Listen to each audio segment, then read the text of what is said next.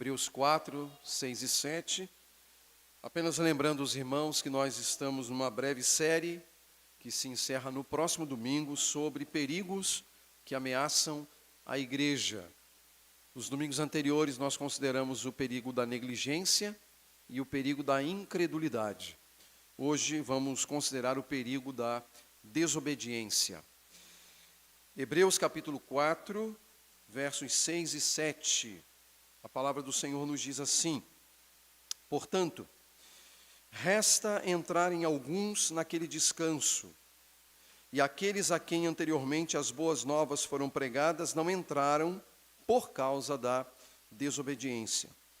Por isso Deus estabelece outra vez um determinado dia, chamando-o hoje, ao declarar muito tempo depois, por meio de Davi, de acordo com o que fora dito antes: se hoje vocês ouvirem a sua voz, não endureçam o coração. Assentem-se, meus irmãos.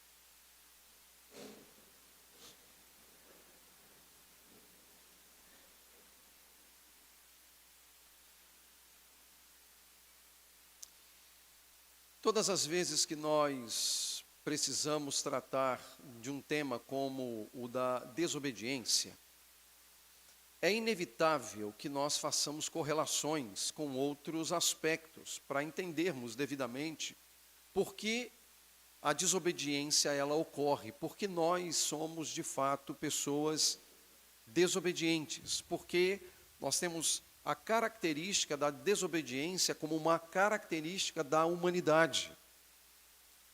Nós não precisamos ensinar os pequenos a serem desobedientes, eles o são por natureza. Por que isso acontece? Porque as coisas se dão dessa maneira.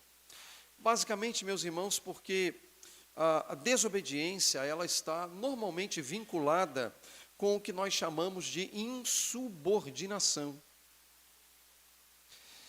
Nós podemos dizer que a desobediência ela é fruto da insubordinação.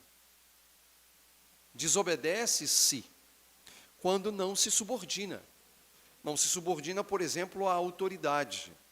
Então, por exemplo, no campo da família, quando há uma desobediência interna, por exemplo, da parte dos filhos em relação aos pais, que detêm a autoridade dada por Deus, essa desobediência se dá exatamente por causa da prontidão para a insubordinação. A desobediência nada mais é do que uma confrontação à autoridade de alguém.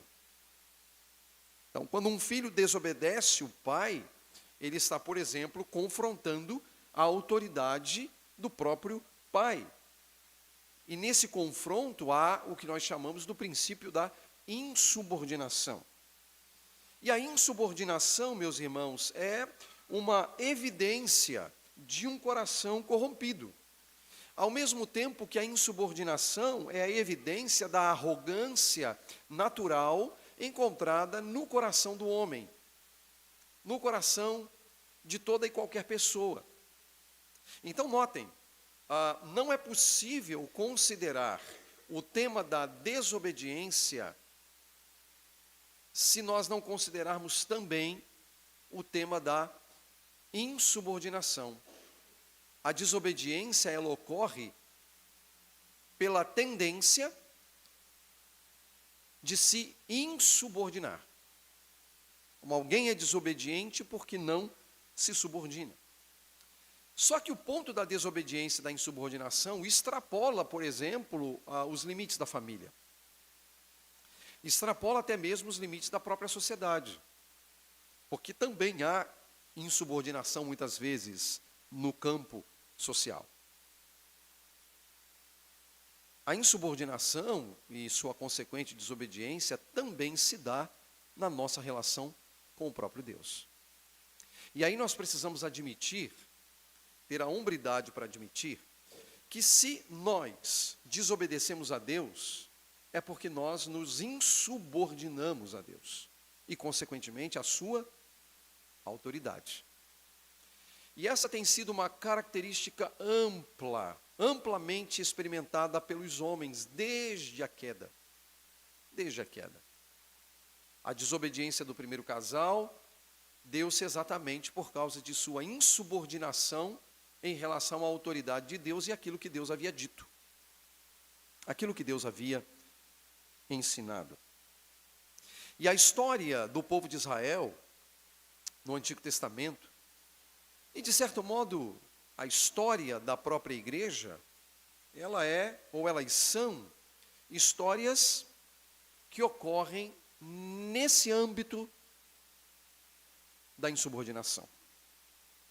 O texto que nós acabamos de ler é um texto que aponta-nos exatamente esse ponto da desobediência em relação à insubordinação. Você precisa lembrar que o autor aos Hebreus, e eu tenho reiterado isso nas pregações dessa série, ele está tentando e ele está escrevendo para corrigir problemas ligados à pessoa de Jesus. Esses irmãos são hebreus de origem, por isso é carta aos Hebreus. Eles são judeus de origem. E por serem judeus de origem, eles tinham uma estrutura de pensamento, todo um sistema de pensamento, que de certo modo estava impossibilitando muitas dessas pessoas compreenderem certos aspectos ligados ao lugar de Jesus nesse cenário inteiro. Porque Jesus ele se revela como o Messias de Israel, mas também o Messias para todos os povos. E agora eles estão encontrando certa dificuldade para enquadrar a pessoa de Jesus dentro daquelas estruturas doutrinárias, teológicas, de pensamento do Antigo Testamento. E aí, obviamente, que o autor aos Hebreus ele precisa corrigir o pensamento desses irmãos. Ele precisa mostrar que Cristo ele está muito além da autoridade, por exemplo, dos anjos, da autoridade de Moisés, da autoridade de Arão, da autoridade dos sacerdotes, dos pais da fé, dos pais do povo de Israel. E a essa altura, ele traz ao cenário ainda um pouco daquela história de peregrinação que o povo de Israel vivenciou após a saída do Egito. Porque ele está tocando num ponto que tem a ver com a criação, que tem a ver com a entrega da lei, mas que também tem a ver com a entrada do povo de Israel em Canaã. Em Canaã. Ele está tratando do tema do descanso. Ele está tratando do tema do repouso, do sábado, do Shabat. Esse é o tema aqui. A preocupação do autor é falar sobre o Shabat, nessa sua saga de corrigir os pensamentos enfrentados e as dificuldades enfrentadas pela comunidade judaica. E essa passagem ela vai nos ensinar algo muito importante sobre o Shabat, sobre o sábado. E o ensino está ligado ao elemento escatológico do sábado. Eu vou explicar. Vocês recordam que nos atos da criação, tão logo Deus encerrou a criação no sexto dia, o capítulo 2 de Gênesis nos diz que no sábado, no sétimo dia, Deus descansou de todas as obras que criara, que fizera. Deus descansou. Deus estabeleceu o princípio do descanso. Ele encerrou o seu trabalho da criação. Embora, por causa da queda, ele tenha iniciado o trabalho da redenção. Em momento algum, Deus deixou de trabalhar.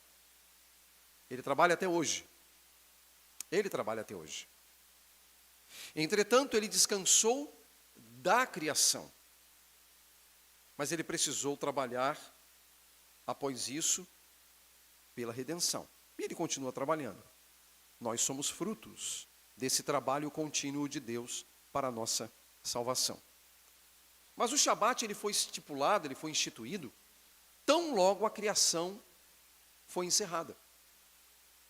E quando Deus entrega a lei ao povo de Israel, o único dos 10 mandamentos em que ele sugere lembrança, ele pede lembrança, é o sábado. Porque ele diz, lembra-te do dia do sábado. Para os outros 9 mandamentos, não houve essa fala de lembra-te. A única fala do lembra-te foi para o sábado. Lembra-te do dia do sábado. Por quê? A mente daqueles hebreus precisavam, neste momento, voltar aos atos da criação e lembrarem-se do descanso de Deus. Do descanso de Deus. Entretanto, meus irmãos, aquela geração estava imaginando que haveria também um descanso para o povo de Israel, tão logo eles entrassem na terra prometida. Tão logo eles herdassem aquela terra, a terra de Canaã, a terra que mana leite e mel, conforme as promessas feitas aos patriarcas. Mas nós temos a história. E nós sabemos que o povo não descansou. Guerras em cima de guerras, lutas em cima de lutas, divisões internas, divisões um pouco mais à frente, logo após Salomão, de reinos, onde se tornam 2 nações distintas, o reino do norte, chamado Israel, o reino do sul, formado pela tribo de Judá e de Benjamim, estão divididos agora. Brigas de poder dos descendentes de Salomão. A nação se divide. E quando o leitor original de Hebreus lê esta carta, lá mais ou menos na década de 60, 70, ele está vendo diante dos seus olhos a proximidade da invasão de Roma. E mesmo que não tivesse imaginado a destruição do templo, eles estão correndo riscos. A nação não descansou. O povo não descansou. O povo não descansa. Porque, na verdade, meus irmãos, aquele Shabat da criação, que o povo de Israel deveria lembrar, conforme os 10 mandamentos, teria o seu ápice de revelação em Jesus. Em Jesus Cristo. Este é o ensino do autor aos Hebreus. Ele vai dizer em alto e bom som que ainda resta um descanso sabático para o povo de Deus, o mesmo povo que ainda enfrenta o perigo da desobediência. Repito, ainda resta um descanso sabático para o povo de Deus, que ainda enfrenta o perigo da desobediência. É isso que diz o verso 9 do capítulo 4 de Hebreus, um pouco mais à frente de onde nós paramos a leitura. O autor diz exatamente isso. Ainda resta um descanso sabático para o povo de Deus. Se ainda resta um descanso sabático, esse descanso é futuro em relação aos leitores. Portanto, é escatológico. E olha que coisa incrível. O mandamento do descanso, do sábado, não é um mandamento judaico. É um mandamento para todos os povos. Porque quando a Escritura diz que Deus descansou de todas as suas obras no 7º dia, ele ainda não havia, lá no ato da criação, criado o povo de Israel. Portanto, a ideia do descanso é para todos os povos. Porque o povo de Israel só vai surgir a partir de Abraão. 11 capítulos depois, na criação, são todos os povos. Ali não está o povo de Israel. O povo de Israel vai ser criado depois. É um princípio para todos os povos. Então, há a promessa de um descanso e de um repouso para todos os povos. E aí a gente entende por que Deus disse o que disse a Abraão. Quando ele afirma, em ti serão benditas todas as famílias da terra. E qual é a interpretação que os apóstolos fazem dessa passagem?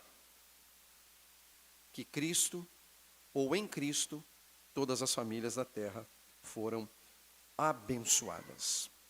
Então o fato é que há um repouso escatológico, há um descanso por vir, um descanso sabático para o povo de Deus, que na sua caminhada, à semelhança de Israel, precisa enfrentar o perigo da desobediência. Vamos olhar o texto, vamos olhar essa passagem com um pouco mais de cautela. O primeiro destaque que eu quero fazer é a reiterar a declaração do autor quando diz que resta para alguns, ou ainda resta alguns entrarem nesse descanso. Resta ainda alguns entrarem nesse descanso. É assim que diz o verso 6 na sua primeira parte. Portanto, resta entrarem alguns naquele descanso. Notem que aqui nós estamos lidando com um conceito novo de sábado, como já tenho dito, um conceito novo de descanso, um conceito novo de repouso. Deus está apontando, por meio do autor dessa carta, sobre a necessidade, sobre a compreensão da parte da igreja, quanto ao descanso vindouro, quanto ao sábado vindouro, quanto ao repouso sabático que se revelará. Vejam, se nós ainda não alcançamos esse descanso, porque nós de fato não alcançamos, nós estamos aí diante do enfrentamento da desobediência, da insubordinação. Isso é um tema com o qual nós precisamos lidar quase que diariamente, porque diariamente nós somos seduzidos à insubordinação, que nos leva obviamente à desobediência. É porque esse descanso não chegou. Ele está apontando para algo que não apenas em relação àquele grupo, mas em relação a nós também, está para acontecer. E obviamente que se isso aponta para as revelações futuras na vinda de nosso Senhor, quando Ele virá para levar para junto dele mesmo o seu povo, que será sua noiva, para celebrar as bodas do Cordeiro. Então o conceito de sábado aqui é um conceito de um descanso final que será dado ao povo de Deus. E aí sim, na linguagem apocalíptica, não haverá mais dor, não haverá mais sofrimento, não haverá mais perseguição, não haverá absolutamente mais nada das coisas que se levantam contra nós e que são impedimentos para vivermos de um modo a honrar e glorificar a Jesus Cristo. Não haverá mais pecado, não haverá mais morte. É o sábado. É o descanso sabático. E aqui, de um modo especial, o autor ele não vai contrastar, por exemplo, a credulidade de judeus e a incredulidade de gentios. Não. Ele faz agora com que eles olhem para o seu próprio, ou para os seus próprios umbigos. Porque o que ele vai contrastar aqui é o judeu infiel e o judeu fiel. Porque ele vai afirmar isso categoricamente na sequência do texto. O contraste não é entre judeu e gentio, mas o autor está mostrando que entre os judeus, entre os hebreus, havia evidências de insubordinação em relação a Deus. E havia, consequentemente, evidências da desobediência, como fruto dessa insubordinação à autoridade divina. Isso fica evidente na própria passagem. O confronto é entre judeus, entre aqueles que eram participantes das relações pactuais visíveis de Deus com o povo de Israel. O segundo destaque que eu quero fazer nessa passagem é que o acesso a esse descanso foi mais amplamente revelado em Jesus. Então, por um lado, nós olhamos que ainda resta alguns entrarem nesse descanso. Mas agora estamos vendo que esse descanso só pode ser acessado por causa de Jesus. Veja o que dizem as primeiras palavras do verso 7. Por isso, Deus estabelece outra vez um determinado dia, chamando-o hoje, ao declarar muito tempo depois, por meio de Davi, de acordo com o que fora dito antes. O que nós temos aqui, embora a palavra Jesus não apareça, embora a palavra Cristo não apareça, não significa que ele não esteja subentendido. Porque o próprio conceito da palavra hoje, que recebe um destaque, ele é muito mais amplo do que o conceito que nós temos de 24 horas. Por exemplo, do nosso hoje, domingo, 22 de maio de 2022. É muito mais do que isso. O conceito também de hoje é um conceito escatológico, mas é um conceito escatológico que contrasta com aquele conceito tratado do repouso sabático. Haverá um repouso sabático, mas enquanto esse repouso sabático não chega, nós temos o hoje. Então, nós podemos admitir que o conceito escatológico de hoje aqui é de algo que começou desde os dias do autor da carta aos Hebreus e que vai ter o seu fim, o seu desdobramento final, às portas da segunda vinda de nosso Senhor. Portanto, aqueles irmãos que leram originalmente esta carta e nós que estamos aqui, estamos vivendo o hoje. Enquanto houver esse hoje, há possibilidades. Mas quando esse hoje acaba, seja por meio da nossa morte ou da vinda de nosso Senhor, acabam-se também todas e quaisquer expectativas de entrar nesse descanso. E por que esse destaque deve ser feito com relação ao hoje e a relação dele com Jesus? Porque, meus irmãos, a Escritura diz, e Hebreus mesmo nos diz, lá no capítulo 1, verso 1, que tendo Deus antigamente falado, muitas vezes e de muitas maneiras, aos pais, Abraão, Isaque, Jacó, Moisés, mediante os profetas, hoje, olha isso, hoje nos falou pelo Filho, a quem constituiu herdeiro de todas as coisas. Hoje, a NVI traz, nestes últimos dias, né? Mas a palavra lá é hoje, para fazer uma referência a esse tempo, entre a primeira e a segunda vindas de Jesus. Então, Cristo como herdeiro de todas as coisas, é o Senhor do hoje. Mas Ele também é o Senhor do repouso sabático, que virá. E as próprias Escrituras testemunham, próprio Davi testemunha, se hoje vocês ouvirem a sua voz, não endureçam o coração. Ou seja, a própria palavra do Senhor testemunha sobre esse hoje, e sobre a realidade de que esse descanso foi mais amplamente revelado por meio de Jesus Cristo. Há um terceiro aspecto a ressaltar. Esse descanso, meus irmãos, de acordo com as Escrituras, está vetado aos desobedientes. O final do verso 6 diz: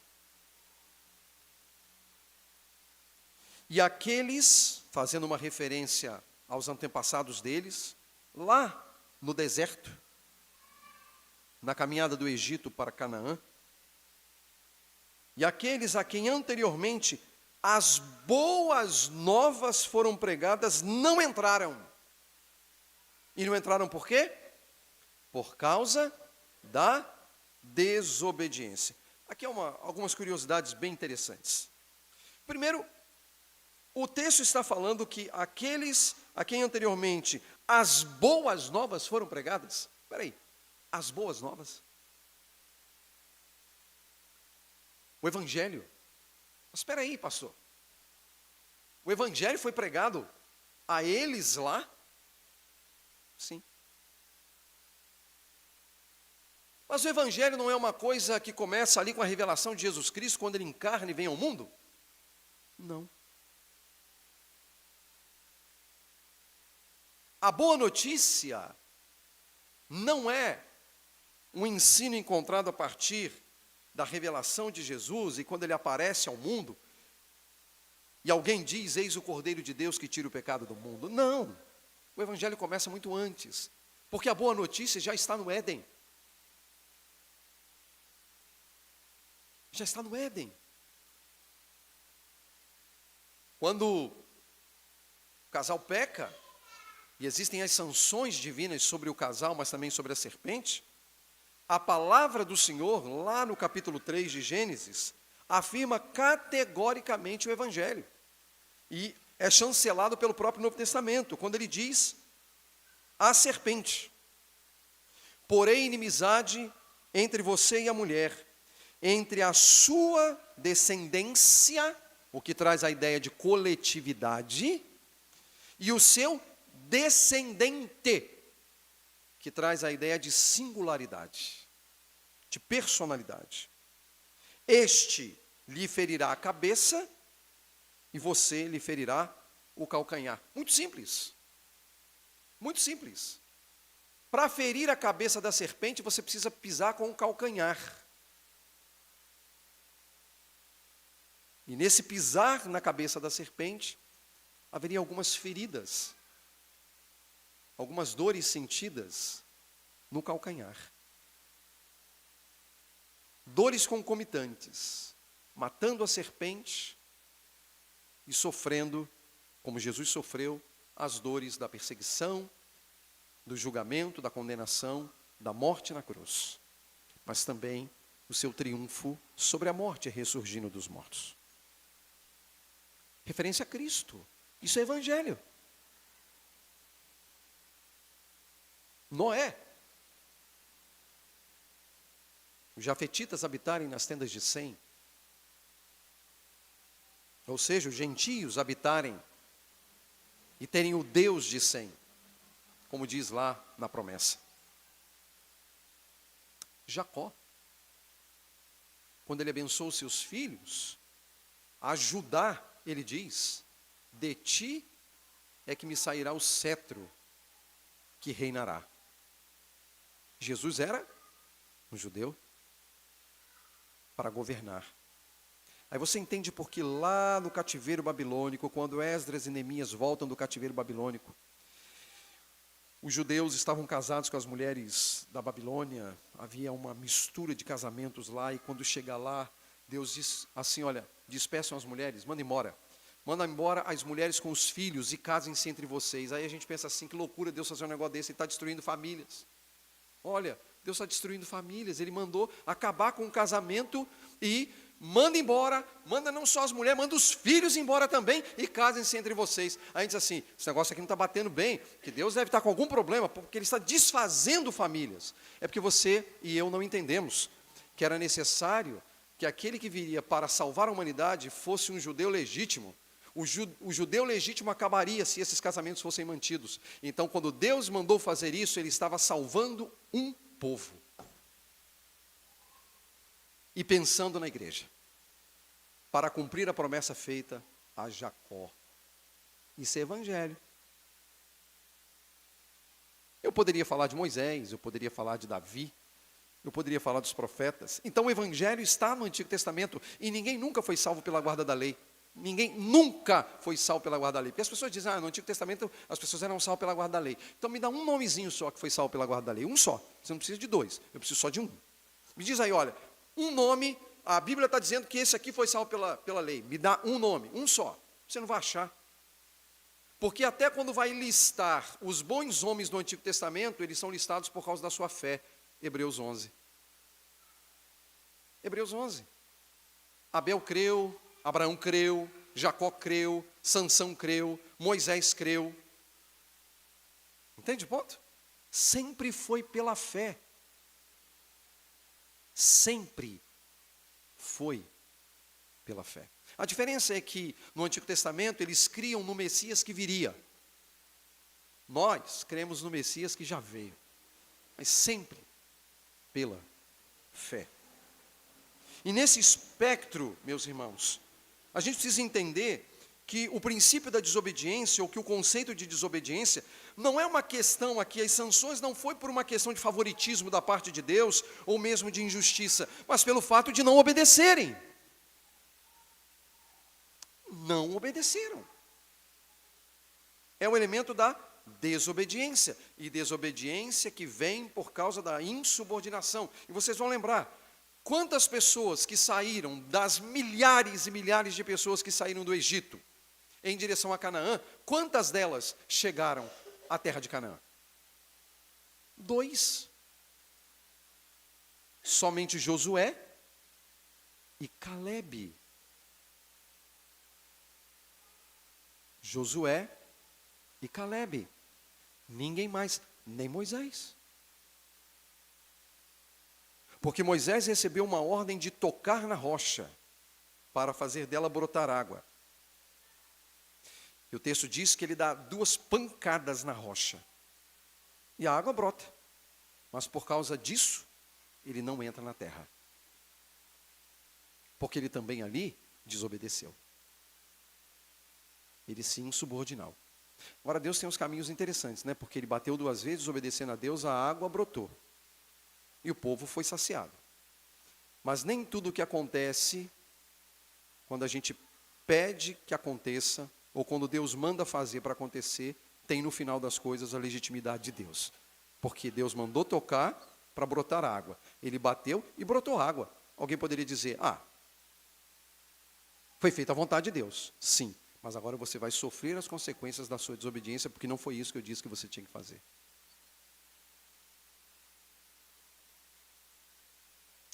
Desobediência é insubordinação.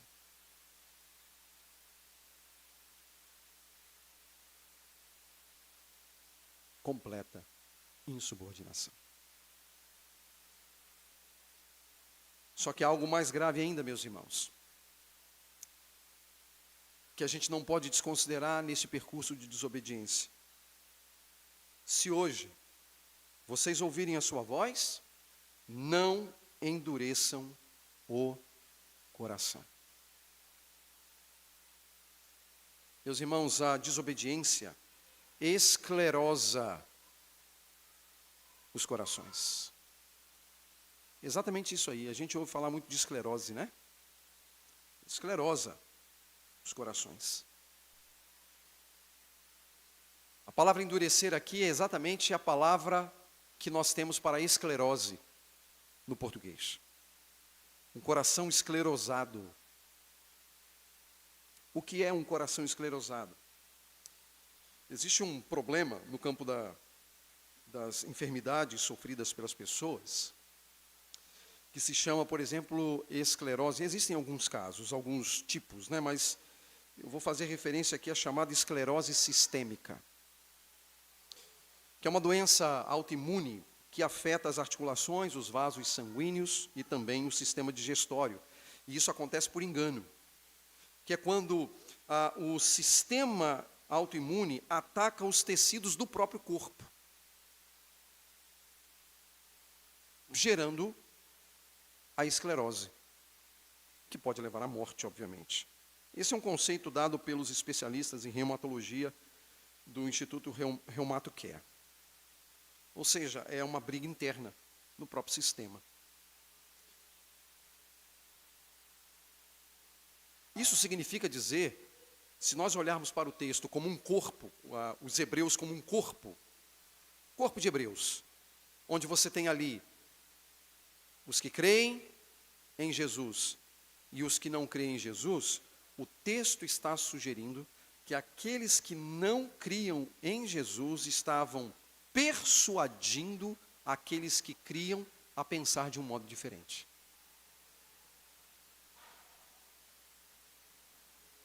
Ou seja,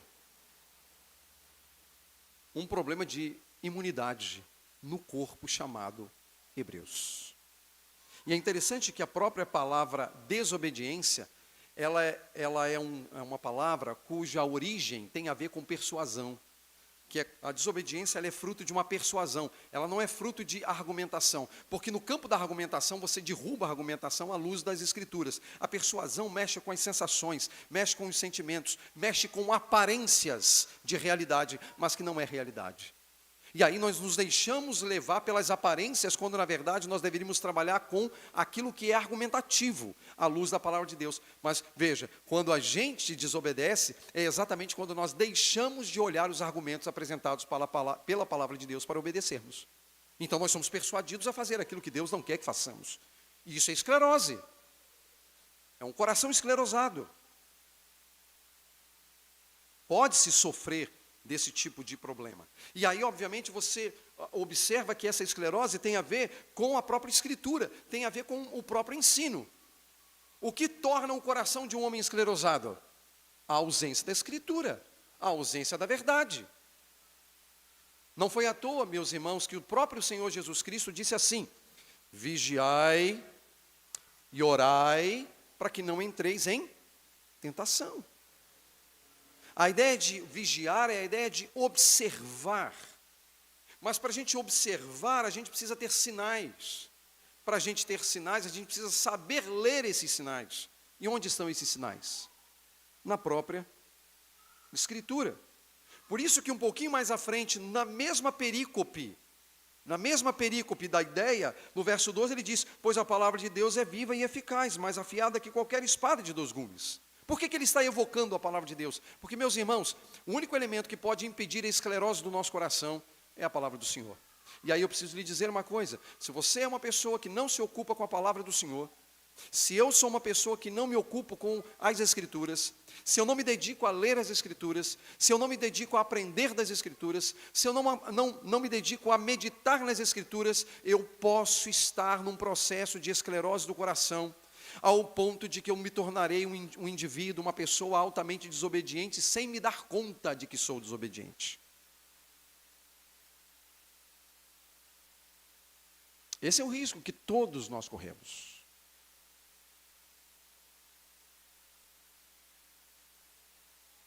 Você quer saber o perigo que você corre e que eu corro? É simples. Verifique a nossa relação com a palavra do Senhor, com a Escritura.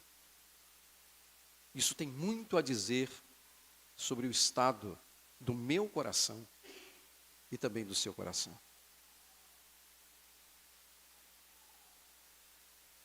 Portanto, não é uma questão de favoritismo da parte de Deus para com um grupo ou outro, é desobediência, insubordinação, fruto de um coração esclerosado, que vai matando aos poucos, mediante a persuasão proveniente do erro, da mentira.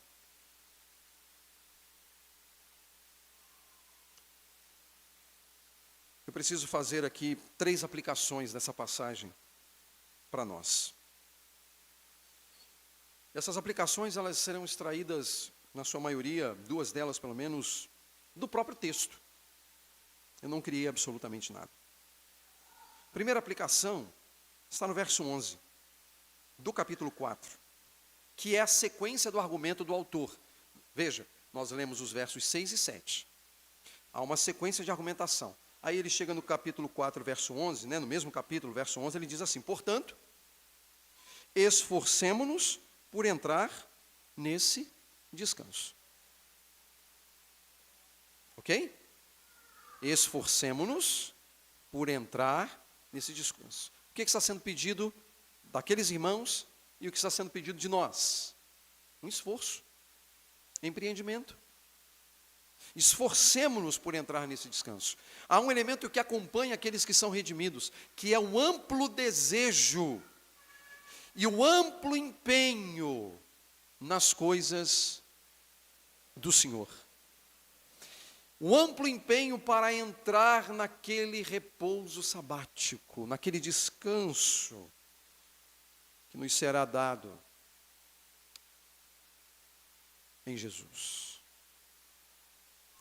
Então, meu irmão, minha irmã, não dá para nós sermos passivos nessa caminhada da fé.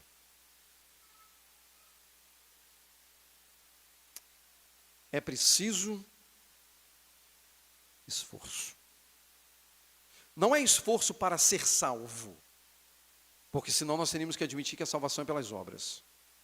Mas é o esforço do salvo na busca desse descanso sabático. Você quer chegar a esse descanso sabático? Você quer entrar pelos portões da cidade? É preciso esforço. Não à toa que o próprio Jesus falou que a porta é estreita, apertado o caminho que conduz à vida, e que é preciso esforço para chegar. Então, meus irmãos, para nós chegarmos lá, e você sabe onde é lá, vamos nos esforçar por entrar nesse lá, nesse descanso, nesse repouso sabático. Dedique a sua vida a isso. Essa é a meta de nossa caminhada, da nossa jornada, de nossa peregrinação na terra. Esforcem-se por entrar nesse descanso.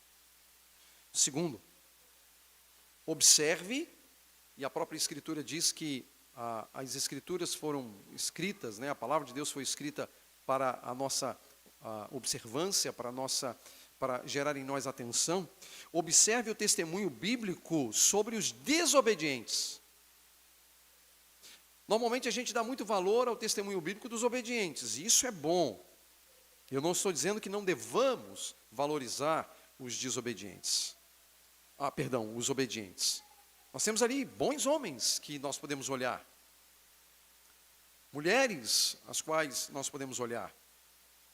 Estão lá no testemunho bíblico, de modo como viveram, do desejo que empreenderam, da vida que almejaram, e isso é bom. Mas a mesma Escritura que nos dá o testemunho dos obedientes é a mesma Escritura que diz que tudo que foi escrito para o nosso ensino foi escrito. E ali também está o relato de desobedientes. E nós precisamos olhar os relatos da vida dos homens e mulheres desobedientes nas Escrituras para não cometermos os mesmos erros. Então, é preciso que nós observemos o testemunho bíblico, mas óbvio, para observarmos o testemunho bíblico, nós precisamos da coisa básica. Ler Bíblia. Sem a leitura das Escrituras, você não vai observar nada. Sem a leitura das Escrituras, você não vai observar nada. E deixe-me dizer uma coisa.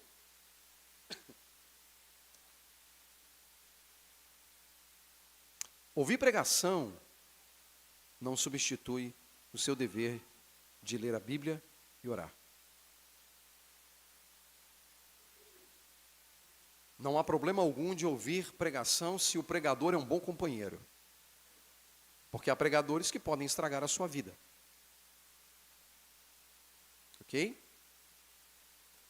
Não há problema de ouvir bons pregadores. Se você quer ter bons pregadores, eu posso recomendar alguns para vocês.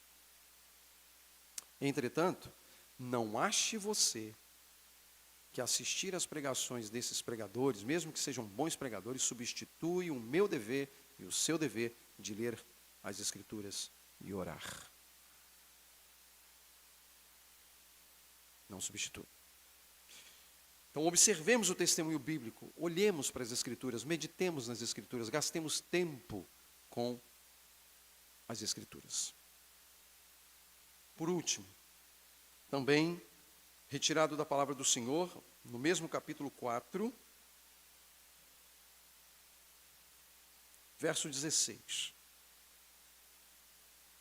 A palavra do Senhor, ela afirma assim: aproximemo-nos do trono da graça com toda a confiança, a fim de recebermos misericórdia e encontrarmos graça que nos ajude no momento de necessidade.